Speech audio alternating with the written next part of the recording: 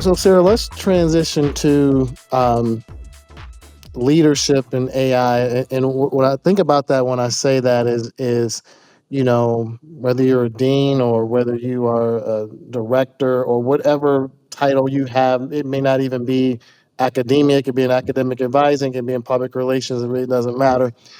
What do you think some leaders should do in terms of rolling out and supporting staff in using this technology? Also, in technology, and also too, let's just talk about bias and ethics and how to be mindful of that as we use this technology. hmm hmm Well, I think the big thing is to meet people where they are. If you ask employees what they're looking for in their manager, like the number one thing that helps them identify a good manager, it's someone who supports their success, someone who helps them succeed.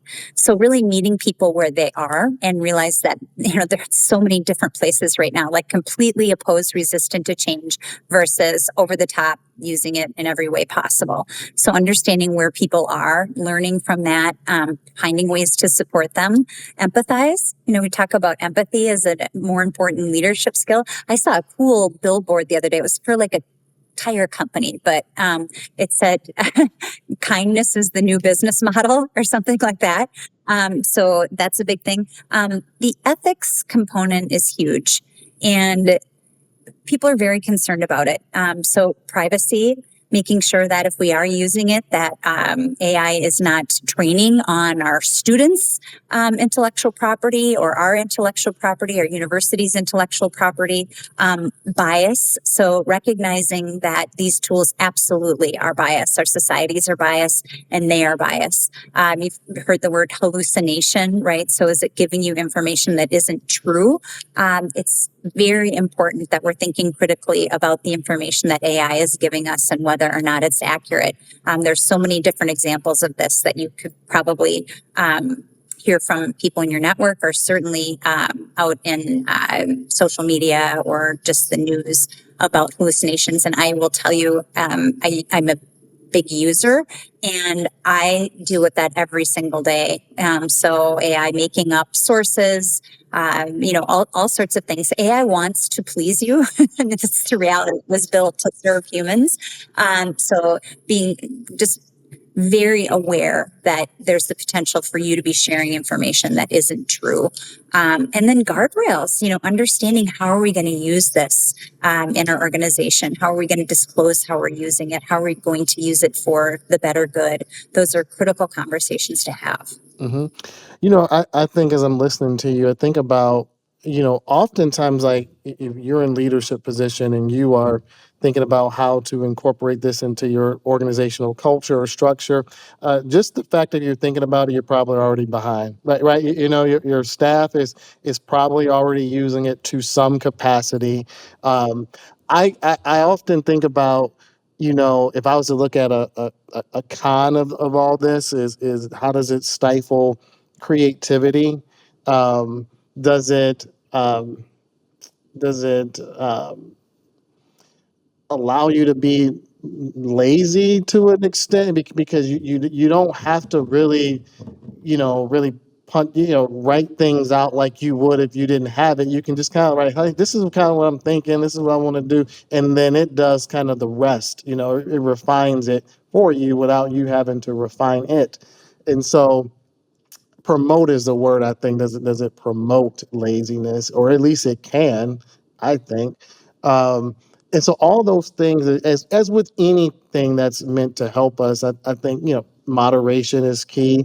Not letting it take over your common sense, in terms of how you communicate or how you create things, or using your creative mind.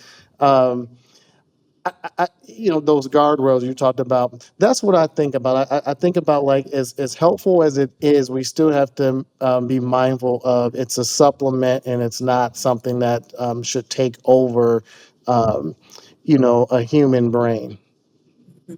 Yeah, that's a really good point. And, meeting people where they are, we can look at our students too. Some of our students don't want to use AI. They just aren't interested in using it. Some are ethically opposed to it because it is a huge consumer of energy, electricity. Building all these data centers, crazy amounts of energy going into that, and the footprint that that's going to leave in terms of the well-being of our climate and our planet. So there are all sorts of different ethical dimensions, and that idea of laziness. It's questions around atrophy, right? Like what are we doing to our brain by relying on this? And that is one of my big concerns, being able to discern if something is true or not. We're experts in our fields, right?